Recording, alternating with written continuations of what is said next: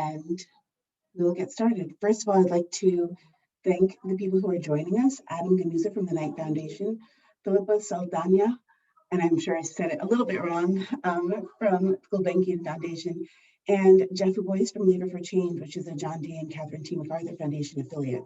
I'm Renee Karibi White, and I work for Rockefeller Philanthropy Advisors, where I head up our communications and thought leadership arms. So just to give a brief introduction, last month, Rockefeller Philanthropy Advisors published a guide on prize philanthropy.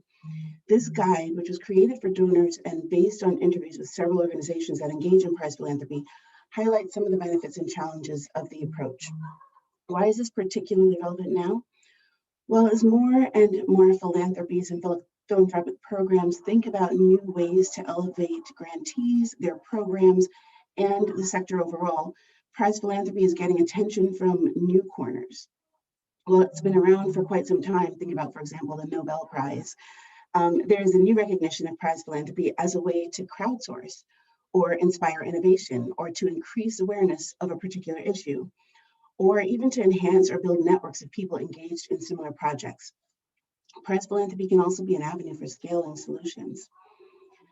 Another reason, more recently, that some organizations are paying attention to this approach is the transparency it can offer.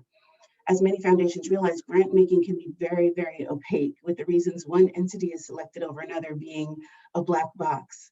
Moreover, a majority of grant-making organizations don't accept unsolicited proposals, preferring an invitation-only approach. That inherently, although not always intentionally, favors well-connected individuals and organizations. With the growing recognition, particularly over the past couple of years, that current systems play in supporting historic inequity, prize philanthropy can be one avenue to increasing equity and transparency, and to identify a potentially more diverse pool of individuals, organizations, or programs to fund. Now, while prize philanthropy is very valuable, it's not a panacea, and philanthropies need to understand the investment needed and ramifications before going down that road. So today, I am excited to have our friends and colleagues here to help us get some of that perspective. They each offer very unique positions based on their organizations. So to help first center us, I'm going to go through a snapshot view of their organizations, and then we're going to give them a chance to share their thoughts with us. And then we'll be able to address any questions that you may have. So as we go throughout, feel free to use the Q&A button. We'll get to as many questions as we can, some of which may be answered during the discussion, some of which may not be, but you can use the Q&A button at any point. So with that, Carolyn, let's get started with the snapshots. For the snapshots, as you'll see, we focus on a few key areas to set the scene for comparison. So the first one is the Knight Foundation's Arts Challenge. And the Knight Arts Challenge hosts regional art challenges in 4 key cities. This particular prize has been going on for over 10 years and is focused on all types of art. Because the contenders can be individuals, community groups, or other organizations, they have extensive outreach you'll hear a little bit more about. The competition is phased, with the initial application being a very, very simple 150-word document. And it's judged by a panel typically composed of those within the community. The average award is just over $60,000 and is based on how much each individual applicant requests, with the caveat that the applicant has to commit to raising matching funds. Now, I understand there's a bit of a sound issue. Is it a little better now for me? Okay. Yes, that sounds better. Okay, great, thanks. The next one is Leader for Change. And they grant worldwide, with most of the funding coming from the United States. This is a much more recent program, starting in 2019, and thus far they've hosted 2 to 5 programs per year. And they have a very strong focus on transparency in their competitions. Now, because Leader for Change partners with donors to create the competitions, which is something you'll hear a bit more about, they work with the donors to create a rubric for evaluating the applications, assembling the judging panels, etc. The prize amounts here are much larger at $10 million and up. And because of this, the teams and organizations getting the awards tend to be very highly experienced and have a significant track record even as the competitions typically seek to fund new solutions. The final snapshot that we're going to, before we get started with the conversation, is the Gulbenkian Prize for Humanity, which recognizes significant contributions to combat the climate crisis. It just started last year, though they have done similar smaller prizes in the past. Like the others, it's an open call competition. And they, in terms of judging, they have an external scientific council that determines who's eligible to be the top 20 in the top 20 from the open call. And then a final external jury of technicians, scientists, economists determine the final 3 contestants. And then from there, it's the Gulbenkian Board of Trustees that chooses between the final 3 contenders. The award is €1 million, and again, it's mixed recognition and innovation. And with that, again, feel free to put any questions that you have about their programs in the Q&A or the chat, and we'll get started. So first, we'll start with Adam, since your program has been around the longest. What was the genesis of the program? Like, why did the Knight Foundation choose to create the Arts Challenge, and how does it fit in with the mission of your organization? Sure. Thank you for the question, Renee, and thank you for everybody for joining us this afternoon. So the mission of the Knight Foundation is to foster informed and engaged communities, which we believe are essential for a healthy democracy. We believe that the arts connect people to each other and to the place they live. This is something that we not only can sense kind of individually, we all feel this idea of shared experience leading to shared understanding, or that by experiencing art you could broaden your perspective and be able to sort of empathize with your neighbor better.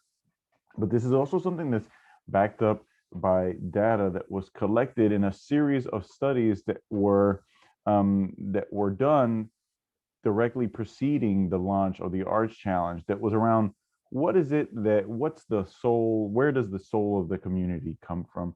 What is it that ties people, makes people want to put down roots in a place? And so some of the answers to that question are what you would expect: good schools, good work opportunities, family. But surprisingly, the number one thing that came out on the list was arts and culture. And so it was from that finding that we really crystallized this theory of change around arts being able to connect people to each other and to place. And taking that fundamental idea, we expanded to say, okay, so if that is the case, well, how can Knight use its funds to be able to encourage innovation, new ideas in the arts and cultural space? For a little sense of context, this project was started in Miami. This program began in Miami in 2008. This is right in the lead up to Art Basel, which is one of the largest international art fairs, establishing an event, an annual art show in Miami Beach. And in the years since, we've seen the growth of, we've had 2 or 3 major art museums open, a new science museum. There's been such a huge explosion in the arts and cultural sector in Miami over the past 10 years. And the Arts Challenge was kind of part of that explosion, and was designed in such a way that it was able to bring smaller arts groups and individual artists into that kind of creative, into that creative momentum that we saw in the city. Thanks, Adam. So, Philippa, can you talk to the Gulbenkian Prize for Humanity? It's a brand new system. It's a new program, excuse me. What made you start it? Like, what was missing from the overall portfolio that drove the initiation of that? Okay. So before, thank you very much for the invitation, and for everyone that is listening. It's a great pleasure to join this discussion. So before going in depth about the Gulbenkian Prize for Humanity, I believe it is important to put it in context for everyone to understand how this initiative fits the Carlos Gulbenkian Foundation nature and mission. So we are a perpetual and private institution based in Lisbon, Portugal, and we have 4 statutory aims, which is charity, arts, education, and science. So as the Carlos Gulbenkian Foundation, it's committed to all humanity. One of our main priorities, or our main priority actually, is to support sustainable development by promoting the well-being and quality of life of vulnerable population groups, in balance with environmental protection and economic prosperity. Are you listening well? Because everyone is freezed in my. Are you listening to me well? You sound great. Okay, because everyone is freezed. So, okay, good. So, I was saying that one of our main priorities is to support sustainable development by promoting the well-being and quality of life of vulnerable population groups. And we do it in balance with environmental protection and economic prosperity. So sustainability, the foundation has more than 60 years, when actually sustainability has been gaining increasing expression in our intervention strategy in response to the state of emergency in which the planet and humanity finds itself. So in between 2005 and 18, we had created 4 programs entirely dedicated to sustainability. In 2019, the Carlos Gulbenkian Foundation did a major move and completely divested from fossil fuels. And since then, we started invested under an environmental, social, and governance policy. And finally, and it's the cherry in top of the cake. In 2020, we launched the Gulbenkian Prize for Humanity, which reinforces our commitment with climate change and to the urgency of climate action. So also important to say is that in 2019, 1 year before we launched the prize, and where we thinking about the prize and designing the prize already, less than 2% of all philanthropy funds went to climate change mitigation projects. So we have identified a financing need in this area. So very brief, because we can talk about the how later. So the Gulbenkian Prize for Humanity was launched within our Sustainable Development Program, which has 3 main goals. First is to stimulate the systemic change of our growth model through the fight against the climate crisis, the economic valorization of our oceans, and the adoption of more sustainable production and consumption practice. Second, we also aim to protect the well-being and quality of life of vulnerable population groups. And finally, we want to encourage the adoption of innovative approaches to social and environmental challenges. And the prize is within our innovative approaches too. This is an annual prize of 1 million euros. It's entirely dedicated to the climate crisis. We have different objectives, but the main goal is to speed up the process of decarbonization of the global economy, so mitigation, and at the same time protect people and natural systems from the severe effects of climate change. So we also work with adaptation responses to climate change. Okay, thank you, Felipe. So just to clarify, you said that there are 4 programs previous to this one that were dedicated to sustainability. Is this one different because of the intense focus on climate? No, it's different because it was a program constructed with an holistic approach. The first 4 programs were very dedicated to environmental sustainability. So it was environmental and health. Another one was entirely dedicated to the ocean. And this one, the Gulbenkian Sustainable Development Program, it was born by the merge of 2 old programs. One that is a sustainability program that works climate change, ocean, sustainable production and consumption practices, and this program was merged with the social cohesion program of the foundation. So we married the both programs merged and created the biggest program, grant giving program of the foundation that has a very holistic approach to sustainability and to sustainable development. So we believe that we can, our sustainable development model, of course, that depends on environmental, social, and economic variables. So that's the way we work. Thank you. So Jeff, can you set the scene about Lever for Change? What led MacArthur to start it? It's called an affiliate of the MacArthur Foundation. So can you explain that a little bit and how Prize Philanthropy fits into the overall mission and goals? Yes. Well, first, thanks for having me in, and thanks for leading this discussion. I think it's an important one. Lever for Change has its roots in a program called 100 and Change, which is the MacArthur's program to give away $100 million in a single large award every 3 or so years. We started that program to inspire some optimism about global challenges that we're facing the world. And we had a concern that the best ideas should get a hearing by us and by others. We saw that there was a dearth of funding at a large scale in the field generally. There weren't that many awards that were above $10 million. And that limited the kinds of programs that and projects that philanthropy could take on. The 100 and Change program launched at a time of organizational renewal at MacArthur, and we were looking to, on the one hand, focus our efforts more, but we also believed there were strategies we didn't invent. So we wanted to see if there were, how we could interact with ideas and strategies that didn't originate within the foundation.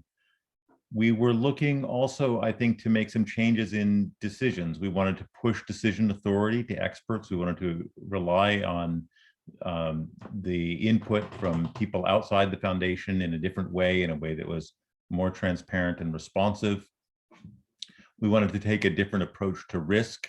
We had a sense that good ideas might originate elsewhere. So there were a series of concerns about the field, and then a series of hopes for our organization. And then we were honestly surprised and thrilled with the response. First, that the nonprofit sector responded with such an enormous number of really excellent ideas and proposals. Our board went beyond the initial funding commitment in the first round of 100 and Change and made a number of additional follow-on awards. Similarly, we found ourselves much more engaged with other donors who were interested in some of the applications we had seen but not funded. And that's what led to the creation of Lever for Change. So our hope with Lever for Change is that we'll move $1 billion into the nonprofit sector by 2023. We're looking at some issues that are in the field writ large. So there's over $1 trillion committed, for example, in the Giving Pledge. And the question is, how is that going to be allocated? How is it going to be distributed quickly in some reasonable time frame? And one of the things that we are building out is a system to identify projects that are ready for funding at a large scale and to help other nonprofits grow into that. So that there's been some evolution in our work, but I would say the 3 things there are: first, we've begun to devote a lot more effort to strengthening the applicants we receive. So helping organizations grow up into a place where they can accept and absorb a much larger amount of funding than they typically receive. The second is that we've started a lot of work with other donors. So we're finding that when we partner with another organization to run a prize competition, which is the core thing that Lever for Change does, other funding tends to follow 2 to 3 times the initial prize purse. So for example, with 100 and Change, the MacArthur Foundation provided $100 million in the first round to the International Rescue Committee in Sesame Street. Other donors more than tripled that amount. So The last point, or the last thing that has changed for us, has to do with supporting many winners throughout the process. So there's kind of an image of a prize competition as a winner-take-all event, and we're trying to get into systems that allow us to support networks of nonprofits and cohorts of participants, and to think of this more as an approach to building networks of organizations that are addressing social problems. Thank you, Jeff. So all three of you talked about how the idea came to be and a little bit about how you decided on the approach. Now, the amounts that you award are dramatically different. And Jeff, you even mentioned that you thought about the amount as a way of attracting a certain cohort that doesn't have a lot of opportunities for funding. And I think, Adam, if we contrast that with the Arts Challenge, the amounts there are much lower to attract a different type. Can each of you speak to how you decided the amount and how that plays into who you want to attract, as well as any steps that you take to make sure that you're attracting the right people as part of that transparency and openness and goal to get new players into the system? And we'll start with this time. We'll start with Felipa.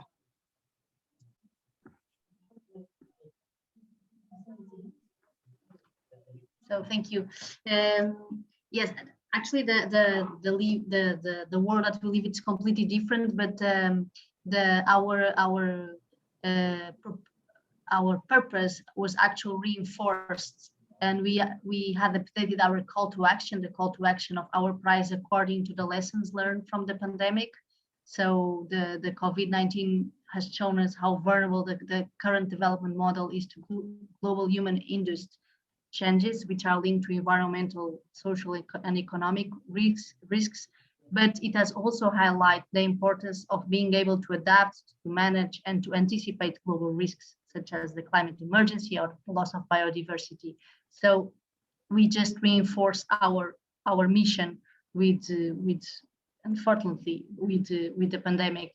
Regarding the how we choose the amount, and we had previous prices before, and the altogether were the amount was 1 million. So we just had to play with what we had. We just finished with, we just closed all the previous prices and focus on one specific thematic, climate change, to have more impact, as we felt that this was the area where the financing gap was bigger, and where we want to reinforce our commitment at the Carlos Gulbenkian Foundation. I don't know if I answer your question, but You did. Thank you. And Jeff, do you want to speak to the amount and why you felt like that was an important one to get? Well, sure. I mean, first, I would lead up one of the best program officers I ever met when I just landed at the MacArthur Foundation, gave me a lecture about don't conflate size with importance. That's so the decision to go with a very large award for us had to do with looking at what was the role that MacArthur could play in the field. And so there are, I've lost count now, close to 100,000 foundations in the United States. But it's a smaller fraction that can make the very large awards. And so one of the things was what was the appropriate role for a foundation that could fund at that scale. A second issue for us had to do with the kind of risk we wanted to take on. So when we announced the competition, we thought a lot about, did we want to do moonshots, for example, things that were really important if true, and transformative if successful, but not really all that well, not completely proven. And while we never wanted to make failure impossible, we did want to limit the kind of risk we were taking to essentially one of scaling and implementation. So we're looking for things that had a very strong track record and that were well proven, and that were risky only in the sense that they were scaling up, not in the sense that creating a solution or attempting to create a solution that had yet to work. So that focus on something that was known to work and ready for funding is a little distinct from we're looking for something that is new and important, but promising and unproven. So I think that's one of the distinctions in size for us.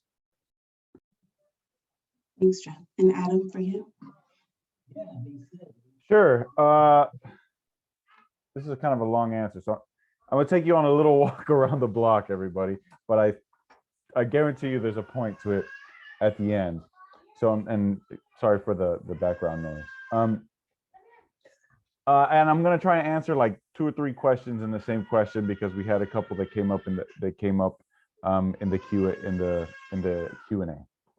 So when this program was first founded in 2008, like I had referenced in my earlier comments, it was really focusing on innovation in the arts. And we thought, well, you know, one way to get at innovative ideas is to look for ideas in new places, right? If you want new thinking, you have to have kind of new people involved in the process. And part of the way that we encourage that is by designing the application such that there is a really low barrier of entry. It's just a 150-word description of what your idea is. And this is to a point that somebody made in the Q&A, saying like, there's a lot of effort that goes into creating these applications with a low probability of winning any sort of funds from it. So does that dissuade people from applying? And the answer is yes, it does dissuade people from applying for these applications. Hence, it's incumbent upon funders to consider when designing their application, to do so with that in mind, that the more that you're going to ask on the front end, the more people you're going to dissuade from participating in the project. And so after a few years of running the Arts Challenge, which, by the way, in 2008, the average grant size was something like $250,000.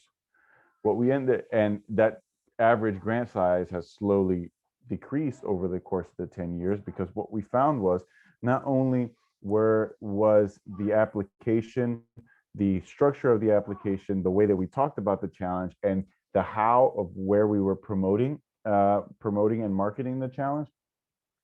What we were doing was actually introducing people into the world of nonprofit funding. Since folks did not have to be a 501c3 to compete, and since it was just a 150-word description without the opportunity to submit supplemental materials, so it's kind of everybody was on the same playing field in that respect. What we end up finding is that the people that were the artists and arts organizations that we were finding through the challenge ended up being more reflective of the cities where the challenge was running, meaning we were getting a more diverse pool of applicants in terms of race, ethnicity, social geography, et cetera, et cetera. And with that sort of shift into funding more small arts organizations and individuals, and coupled with there being a match requirement, the amount that people needed for their projects started going down. And so that's how we ended up with this average grant size of around $50,000. But if you look at the list of Arts Challenge winners, which on any given year, it could be across 3 cities, something like 100 people, they'll range from, on the low end, about $10,000, $12,000 to, on the high end, $100,000, $150,000, $200,000. And it all kind of depends on the scale of, there's no set award amounts in the Arts Challenge. It's what people request what it is that they think that they need to be able to make their idea possible. Thanks for that explanation, Adam. I just want to build on that question that Adam answered a little bit, and Jeff actually brought it up a little bit as well, in terms of the process, right? So for the Arts Challenge, it's super simple to get started, 150 words, and that's it. For the more expensive competitions, are the ones, they're more expensive in time and they're more expensive for the donors. Jeff said that they have as a focus helping the organization to hone and to ramp up and to be ready to receive more funding. So I just want to talk a little bit more about that, Jeff, for you, in terms of what you do to help those contestants be ready for it. And then Philippa, I think Gulbenkian actually made a decision on the other way, right? That's not part of the competition in terms of helping, like giving a lot of feedback. So I'd love to contrast those two approaches. So Jeff, do you want to start, and then Philippa? Yes, we're touching on a whole bunch of things about practice here that are really interesting. There's also a question in the chat about a single scoring rubric for an athematic challenge, and I think that all has to do with the process that people go through from initial contact to receiving support. The support we provide is typically paid. So we have a stable of consulting organizations, and we fund their work, and they provide direct service to the organizations that get above a certain level. So as you progress in stages from registration to application and getting through rounds of review, the amount of time and attention that we devote to participants increases. Another thing that also changes is the kind of consideration that's given to applicants. So we start with a rubric that is that cuts across domains, like, is a project likely to endure? Does it have a good plan for sustainability? But as we get further and further along in the process, we begin to consult people who are active in that particular field, and then people who are very deep into that field as technical experts, and we conduct subsequent rounds of diligence that are focused on a particular field, organization, and solution. The other thing that we see as attention, it's kind of an interesting one, is how much information to ask for in advance. So I think that the very light touch that Adam's doing is,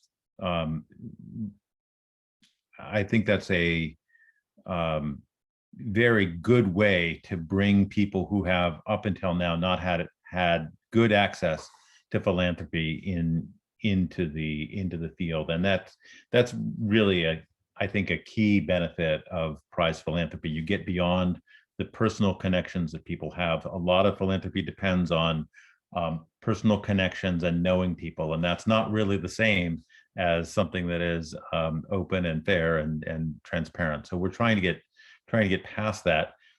We've wrestled a lot with how much do we ask up front. And one of the reasons why we ask for a lot up front is not just that it's a lot of money, but that we're also trying to actively work with other donors.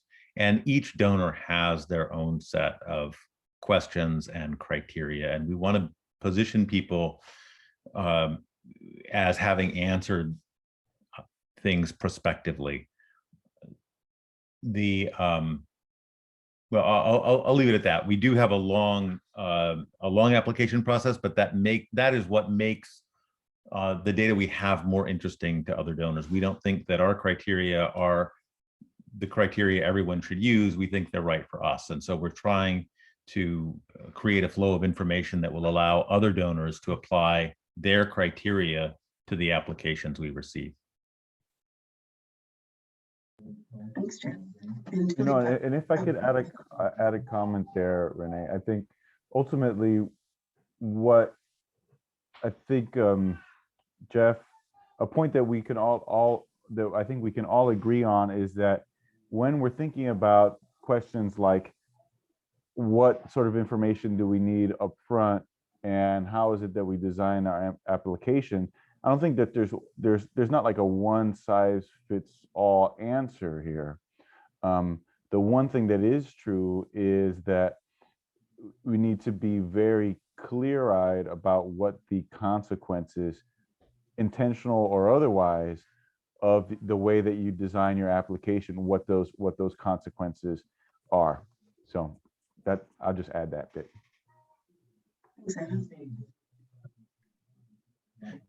Can I just jump back in for a second? I completely agree with Adam on that point. And it's, I think one of the things about competitions is as you run them, you learn.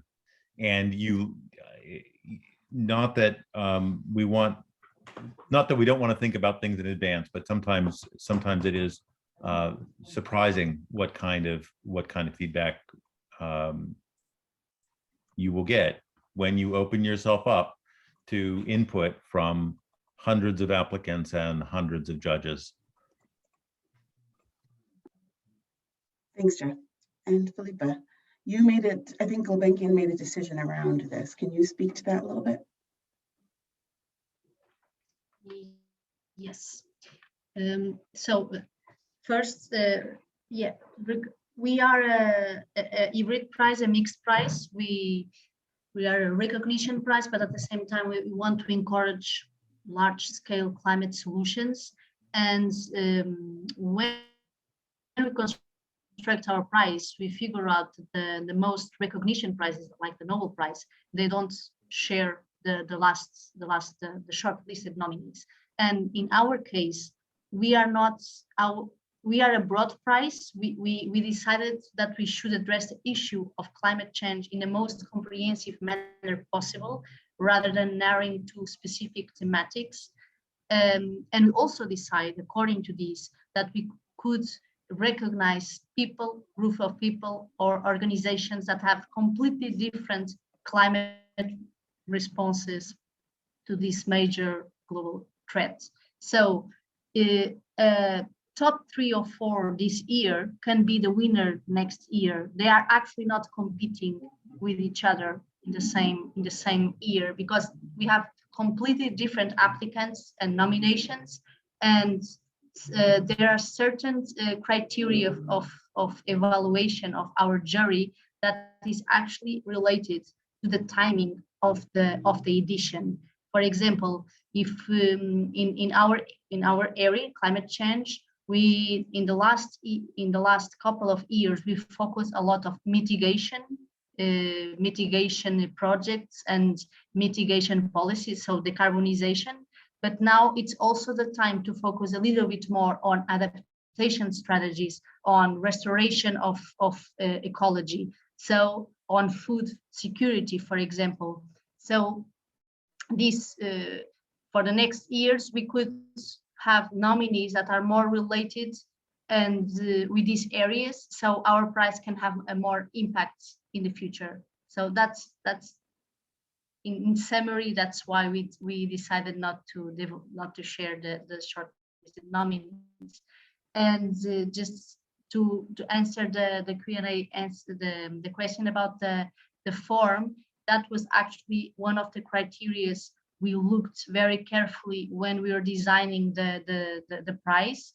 Our application form is actually pretty simple, so I would say that candidates will have to have the power to summarize very well.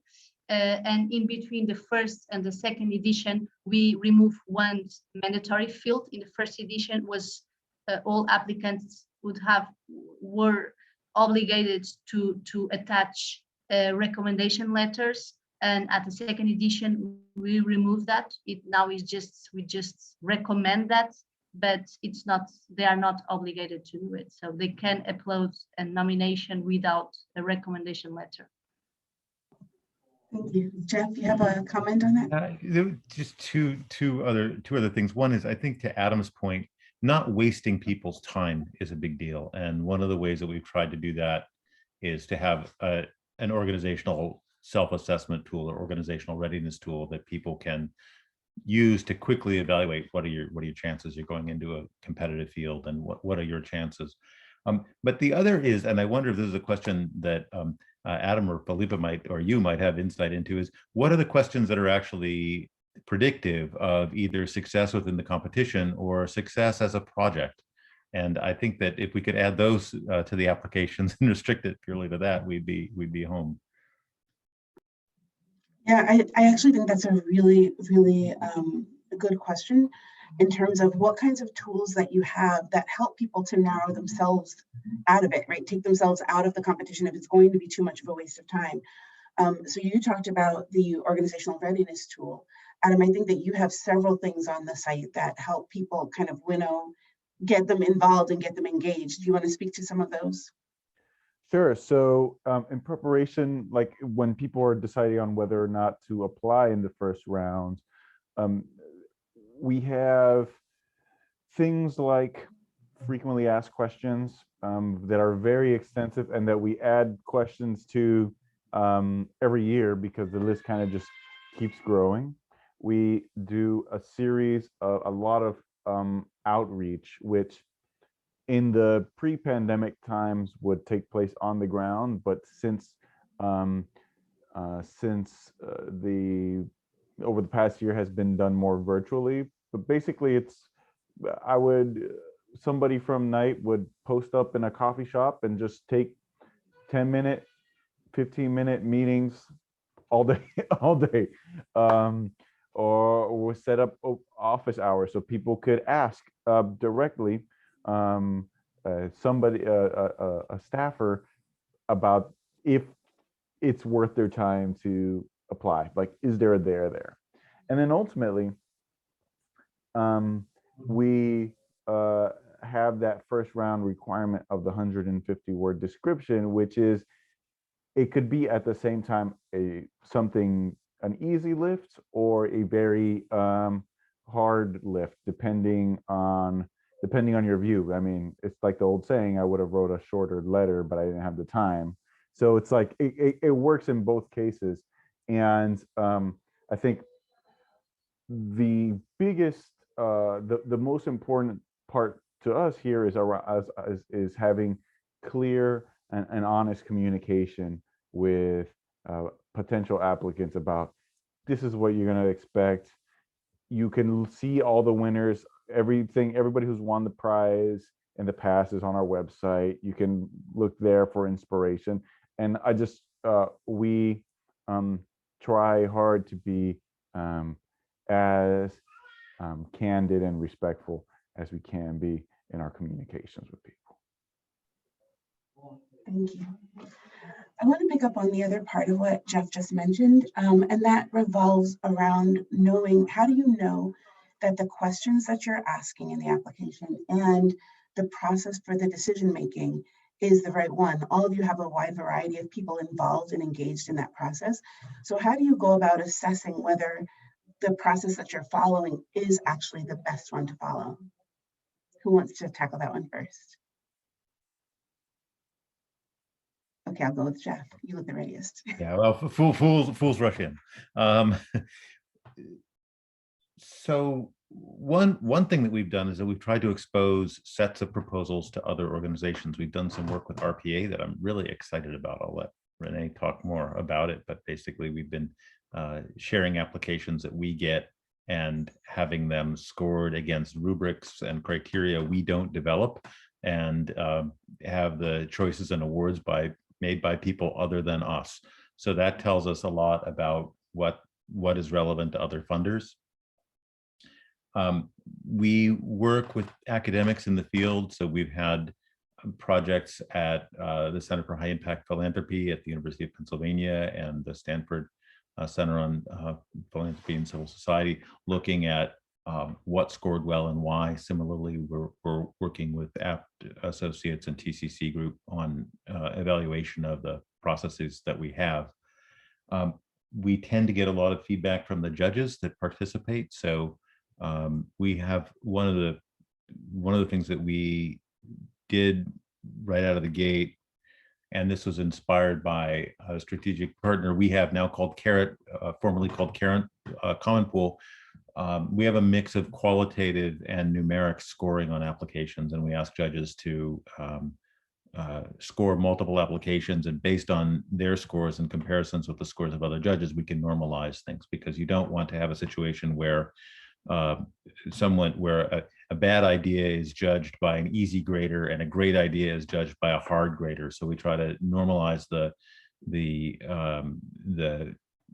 input that we get from our judging panel, and that's been revealing. There are some judges that are very different in their outlook and approach relative to others. So we thought a lot about how to make that process work well. I'll stop there. I could go on for an hour. So Adam, I know that you do some normalizing as well. Can you speak to that a little bit? Sure. So I think how Jeff laid out, it's really, that's very, I think that's very smart and sophisticated. You know, another thing that we really think a lot about is bias.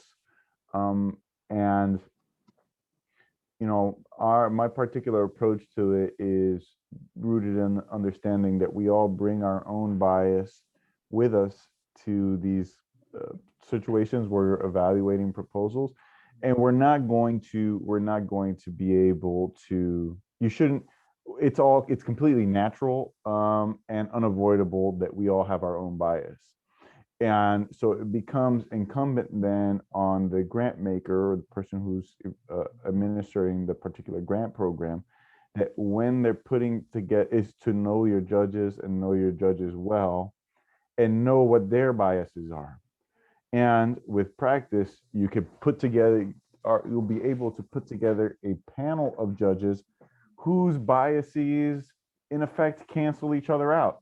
You know, we have to be very, very, just like there's unintended consequences to how you ask questions and what questions you're asked, there's also consequences with who you ask to evaluate the proposals. And nobody is served well by pretending that bias doesn't exist. We have to recognize that it exists and work and intentionally design our structures so that we can help mitigate that everyone's naturally occurring bias.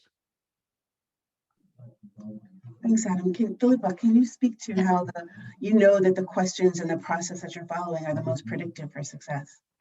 Yes, and I completely agree with Adam. We actually have a jury panel composed by 11 people and 11 renowned specialists from completely different backgrounds, from scientific, technological, and political backgrounds, and from different geographies.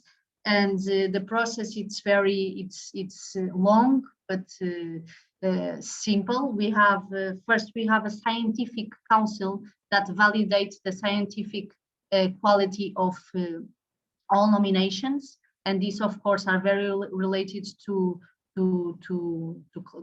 biodiversity, climate, ecology, and ecosystem services, because they have to evaluate such a science-based thematic area as the climate crisis. And then we have the jury members, all the jury members, to evaluate the applications based on 4 different criteria: innovation, impact, inspiration, and relevance of the nomination, taking into consideration the timing. And those criteria are directly related with the questions that we do in the application form. And throughout this entire process, the Gulbenkian team, it's completely exempt. We cannot have any opinion, and sometimes it's difficult, but it's the way it is. We are completely exempt, so we cannot have any opinion during the entire process. So from more than 100 applications or more, they choose 3, and then our board of trustees choose 1 out of those 3. So that's the way we ensure that the entire process is smoothly and works well. Thank you. So we know that one of the main reasons for competition is the fanfare around it and the ethos of being a competition winner. And some of you have spoken about the value of the competition in terms of helping people, aside from the monetary award, helping people hone their ideas and help them to be ready for additional funding. what other value do they get? Like how do foundations use their resources, their power and reputation to help further the finalists and the ultimate winner? So what is it that you all do for that? Adam, do you want to start? Sure. I don't think we should underestimate the importance of third-party validation for an idea or a project. So as many of our colleagues, development fundraising colleagues know who are on this call, that first dollar a lot of times is the hardest dollar to get. You need somebody to buy into your idea. And through prize grant philanthropies, or these kind of more risky investments on the part of the foundation, you help de-risk the next funder from putting in the second dollar, right? There is something, I cannot tell you the number of times that grantees from the Arts Challenge have told me, listen, being able to tell people that I'm an Arts Challenge winner has opened up all sorts of other doors that before were not open to me. That in itself has a lot of value, and is a very, very it's quite it can be a big benefit to people's lives and careers. Thanks, Jeff or Philippa. Okay, I'll unmute first. Yeah, I would agree with Adam on that. I think the first dollar is often the hardest, and the recognition of participation does seem to matter for people. One thing that some participants have done that I think is interesting is they can use the participation as a way to collect a contingent yes. Hey, we're in the running for this. If we get it, would you X? And you can do that with donors, and you can do that with other potential partner NGOs. And so that tends to flip the dynamic away from the winner take all and into multiple people can win, but also it's a way of just using participation as a way to get a meeting with another donor later. The other thing that we do very actively is we get requests for people who may be exploring a new area or starting a new program, and it comes in the form of, what do you have about water projects that are happening in a certain area, or what do you have about climate projects that are happening in another area? And so as we've continued to run competitions, we've amassed a database of proposals and ideas from around the world. So we're trying to make that more accessible and more useful. So that's something that I'm excited about for 2021 and 22 and 23. And I think you also have the Bold Solutions Network, which proactively pushes the finalists out there, right? It gives them a platform. Absolutely. That's composed of the projects that have gone the furthest in our competitions and have received the most technical assistance, as well as the most diligence and outside review. So we're really trying to grow that into something that helps organizations evolve and mature and connect. Thanks, and Philippa. Yes, in our case, we just have one winner because it was just the first edition, that is Greta Thunberg.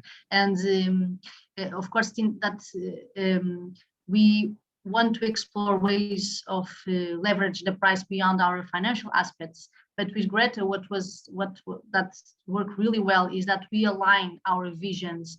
And within 2 months after receiving the first half of the prize, she donated the entire amount to 7 humanitarian causes that are very close to our mission. She in particular, she used the prize to tackle COVID-19 in Amazon, to support efforts to make ecocide an international crime. She helped flood victims in India and Bangladesh. She helped clean up the Mauritius oil spill, and she also helped with 3 major grants to help the most vulnerable to the climate crisis in the entire African continent.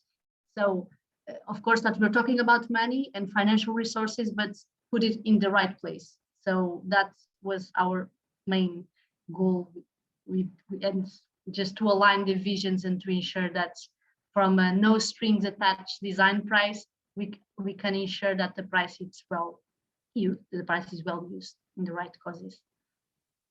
Thank you. So we could go on about this probably for another hour very easily, but as we near the top of the hour, I'd like 3 sentences from each of you. One on the most challenging of your programs, the second on the most rewarding, and the third is any words of advice for people just getting started in prize philanthropy. And we'll start with you, Felipe, on that one. Okay, so the most challenging is, of course, to see some wonderful candidates being not selected by the jury during the process. We see and we accompany the entire process, but we cannot do anything. So that it's, of course, difficult for us. The most rewarding is to see that the prize at the global reach of 48 countries in 5 continents, and to see extremely inspiration stories and nominations that we did not even know that existed, even though we work on this area every single day. And the most rewarding last year was what I just say. It was to observe the use of our prize in such honorable humanitarian causes. And a word of advice goes in the end. No, we go. Do you want me to say a word of advice? I can say it now. The first is that the first winner will, of course, set the tone to the prize. So that is important to consider. And the second one is that the prize needs a certain time to acquire prestige and recognition and reputation. The most prestigious and most recognized prize, for example, the Nobel Prize, have existed for a long, long time. So it's important to maintain a coherence and a stable area and thematic area throughout the time. So that would, and the third one is just to leverage the price, try to leverage the price beyond the financial aspects. We are actually working a lot on that in this second edition to understand exactly how can we create more impact beyond the 1 million euro per year, such as capacity building, using our brand, our reputation. There's a lot of different forms of doing that, and we are doing a lot of work on that too. Thank you. Okay, Adam, can you do it in 45 seconds? Okay, I'll try. I think one of the most challenging things for us is writing that line between new and innovative and too risky, right? We want things to be that are going to push the envelope a little bit, that are going to be innovative, but that have a good chance of succeeding, and to do that with a group of folks that feel that are receptive and authentic to the particular community where we're running the Arts Challenge. I think for me, the most rewarding cases are those where we see like a snowball effect happen, where the Arts Challenge is the first grant that somebody gets.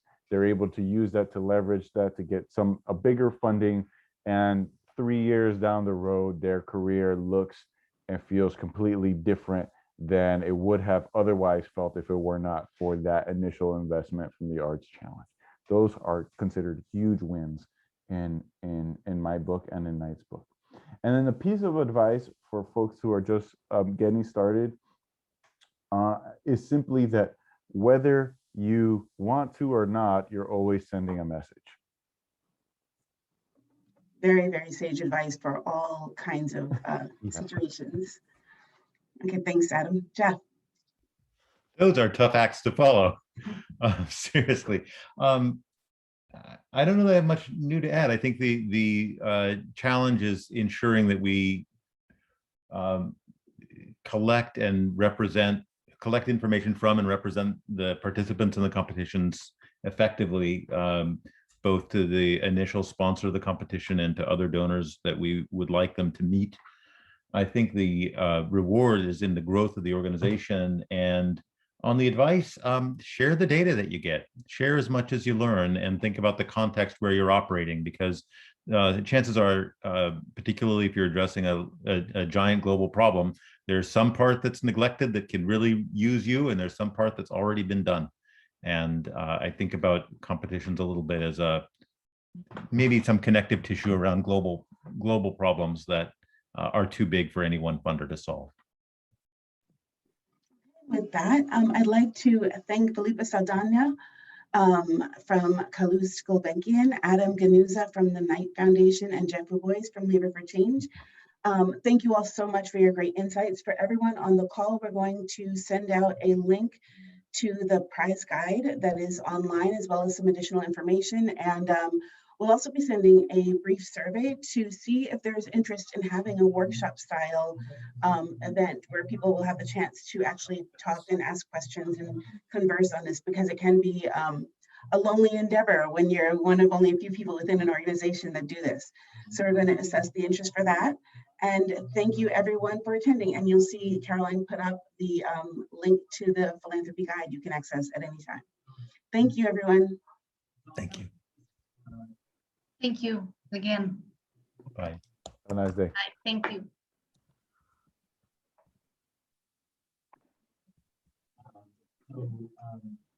I'm going to show you the presentation.